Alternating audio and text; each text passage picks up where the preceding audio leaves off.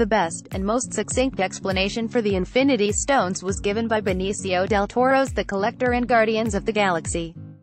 Before creation itself, he said, there were 6 singularities, then the universe exploded into existence and the remnants of this system were forged into concentrated ingots. Infinity Stones. The Infinity Stones have been teased in the Marvel Cinematic Universe for years, and they will be the central MacGuffins in Avengers Infinity War, due out in a week. So before you watch the film, here's a brief introduction to the Stones, their first appearance in the comics, and some of the best Marvel stories to feature them that you should read. In the Marvel Universe, the Big Bang exploded with 6 stones, with magical powers being flung into 6 different corners of the universe. But in the comics, they are known as Infinity Gems, or, to be more precise, as the Soul Gems, which is what they were called in their first appearance in 1972. Like most other concepts that first appeared in comic form, the Infinity Gems had a rather low-key debut. The journey began with a rehash of a character created by legendary duo of Stan Lee and Jack Kirby for the Fantastic Four. The character was known simply as him. The character was then introduced in a new title, called Marvel Feature, and given the name Adam Warlock. It was in this series that the Infinity Gems, although that's not what they were called back then, were first mentioned. The series didn't take off in the way Marvel had hoped, so after a couple of years, was rebooted. In this iteration of the character, Adam Warlock learns that there isn't just one soul gem, but 6. The first time we saw the 6 gems together was in Avengers Annual Infinity Gauntlet, 1991. This is the run most Marvel fans swear by.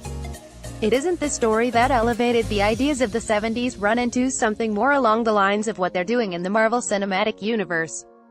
Written by Thanos creator, Jim Starlin, and drawn by George Perez and Ron Lim, Infinity Gauntlet opens with Thanos murdering half the universe's population with a snap of his fingers, which has been teased in the film too, and the rest of the story is about how the heroes react. Infinity, 2013. While the more concrete elements of Thanos' arc in the MCU is borrowed from the Infinity Gauntlet run, one aspect in particular comes from a more recent arc. In Jonathan Hickman's run, Thanos arrives on Earth to locate and kill his son. He brings with him his minions, the Black Order, who call themselves the Children of Thanos.